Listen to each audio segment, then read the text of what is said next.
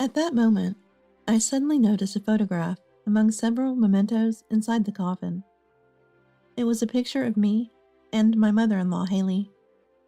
As I held the photograph in my hands, tears streaming down my face, something written on the back became visible in the light. What's this? Seeing the words written on the back of the photograph, I was speechless. My name is Cher, a 32-year-old office worker. I've been married to my husband Roy for 3 years. We met at a party, and he was the one who actively pursued me, which led to our dating. After 2 years of dating, we decided to get married. Soon after, we visited each other's parents to announce our marriage. I was extremely nervous when I first met my in-laws. "Oh, nice of you to come." "Nice to meet you. I'm Cher." "Hello, I'm Roy's mother." Haley, who greeted us at the entrance with a warm smile, was the only one there. Although I felt relieved that she seemed nice, my nerves returned when we entered the living room and saw Roy's father, John, sitting there with a stern look. My nervousness came back all at once. I greeted John too, but he just grunted, "Hello, nice to meet you," without changing his expression, as if I were a son-in-law instead of a daughter-in-law. But Haley lightened the mood, saying, "Don't mind him, he's just shy," with a laugh. Then Haley chatted with me and shared stories about Roy, making for a delightful time. John was as reserved as he first appeared, but Haley's presence made it less concerning. Roy was equally nervous when meeting my dad. My mom passed away when I was in high school, and I lived with my dad. Even after graduating college and starting work, I stayed with him, thinking it would be lonely for him alone. Plus, I worried he wouldn't eat properly by himself. My dad is usually sociable and kind, but he too put on a dignified front like John, greeting Roy with a poised demeanor. Seeing my dad like that, Roy remained tense, which I found amusing. After successfully completing the family introductions, we had our wedding and began our life as a couple. We have had a happy marriage without major arguments. Roy, being family-oriented, often took me to visit his parents. Haley always welcomed me with a warm smile. "Cher, welcome." "Hello, Haley." "Mom, I brought some sweets." "Oh, Roy, thanks as always. Let's enjoy them together. I'll make some coffee." "Okay, I'll help." Roy would always help out when visiting his parents, wanting to do everything for them as their only son. Haley seemed pleased with his assistance, always smiling kindly in the kitchen. We would enjoy snacks and dinner together, chatting amiably. "Haley, this dish is delicious." "Thank you. I'm so glad you think so. John never says anything, so I worry if it tastes right." "If it tastes bad, I'd say so." "So if you're silent, it means it's good?" John, perhaps embarrassed, would suddenly become quiet and focus on his meal. Haley watched him with a laugh, and John would grumble, "What's with the staring? Annoying." Haley's laughter at this response made it clear how much she adored John. She was very affectionate towards me, treating me like her own daughter. "You know Roy is our only child. I always wanted a daughter, so I think of you as my real daughter." "I'm glad to hear that." Haley and I occasionally went out together for coffee or shopping. "This combination would look great on you, Cher." Haley had worked as a stylist and fashion coordinator, so she had an excellent sense for choosing clothes. I liked clothes, but often struggled to find what suited me.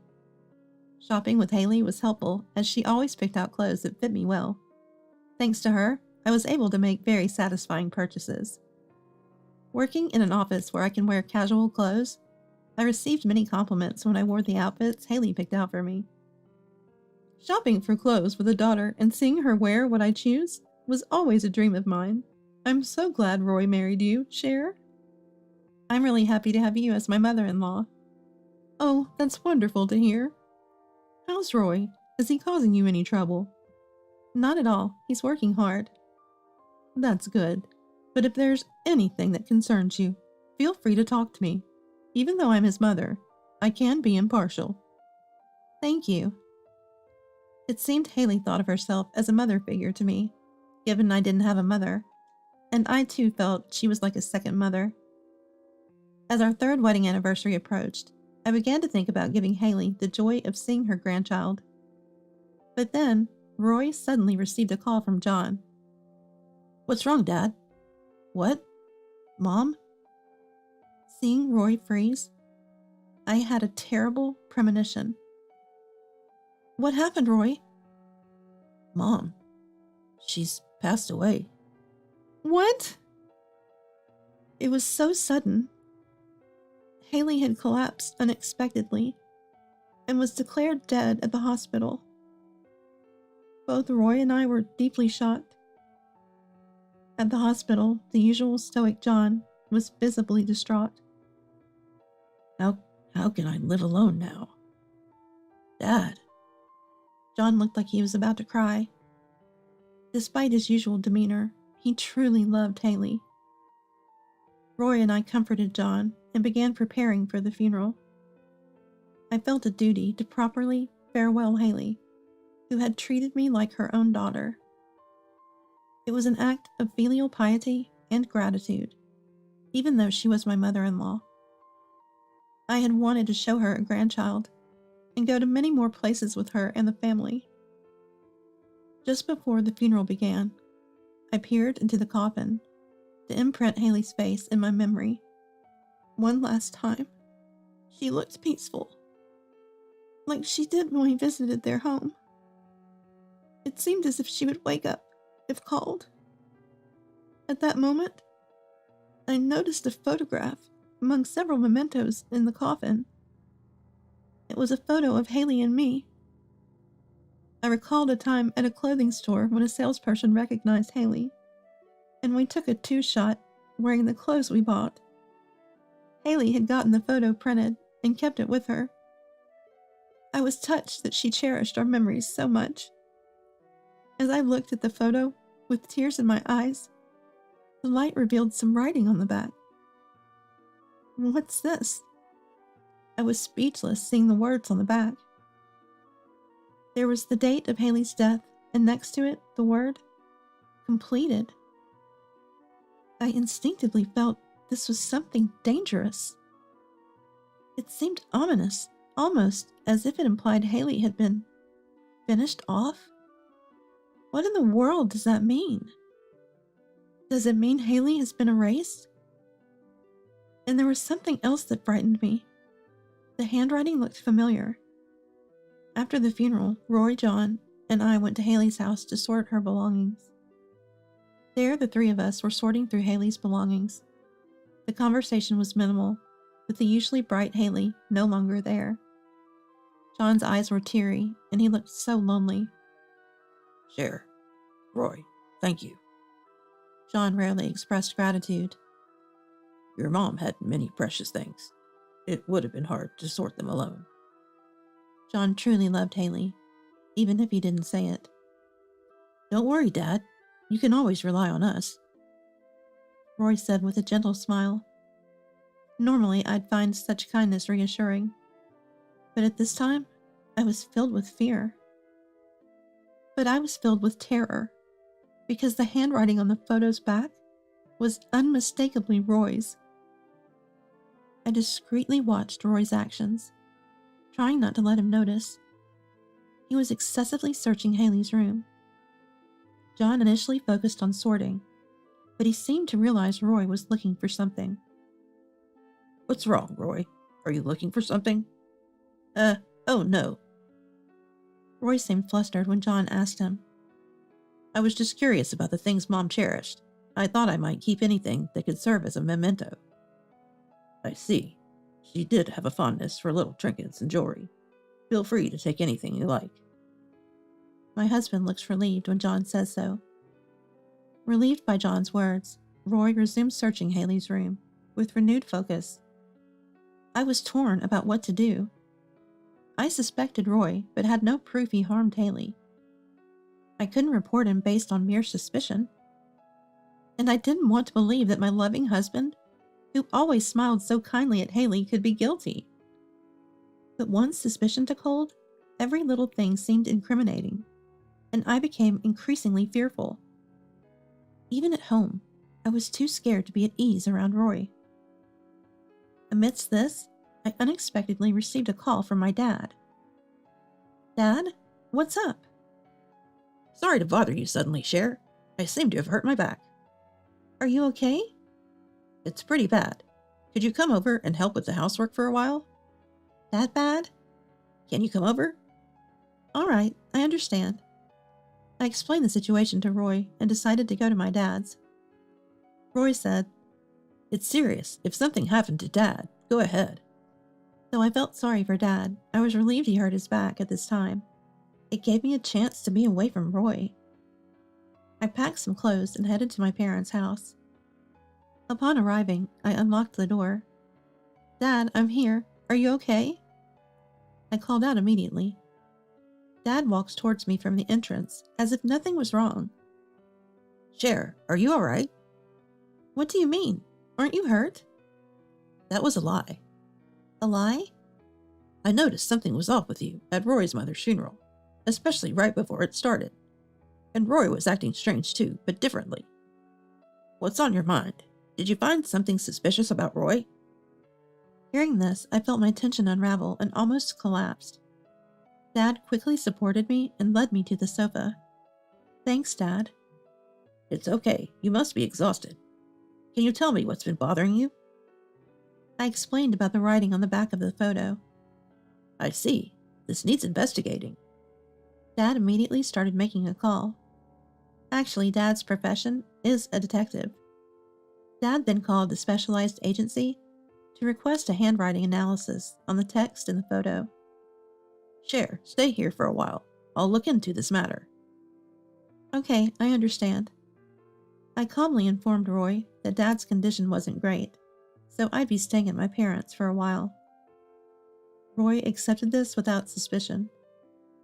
Meanwhile, Dad began investigating Haley's death. Out of the blue, Roy showed up at my parents' house. Roy, what are you doing here?" I was just worried about your dad's condition. Right. His back's getting better, but it'll take time to fully recover."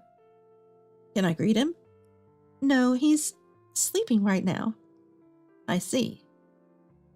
Roy's smile didn't reach his eyes. Why is the chain locked? We're married, right? Why are you so guarded? "I'm not being guarded." Then let me in. "I can't do that." Cher, are you hiding something?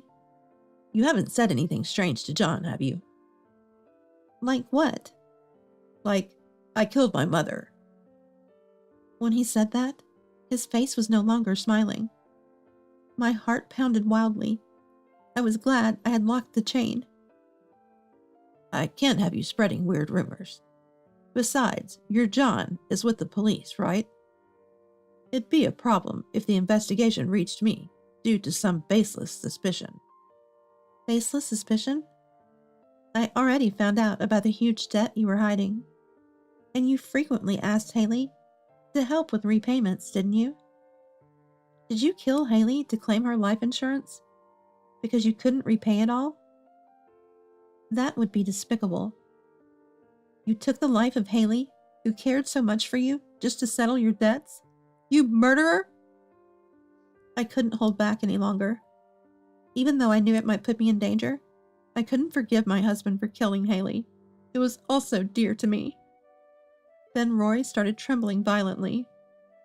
So you know that much. Then I'll have to kill you too, he said, and began trying to force open the entrance door. Of course, it wouldn't open due to the chain, but the look in my husband's eyes filled me with fear. They were no longer the eyes of a normal person, but those of a criminal determined to kill me.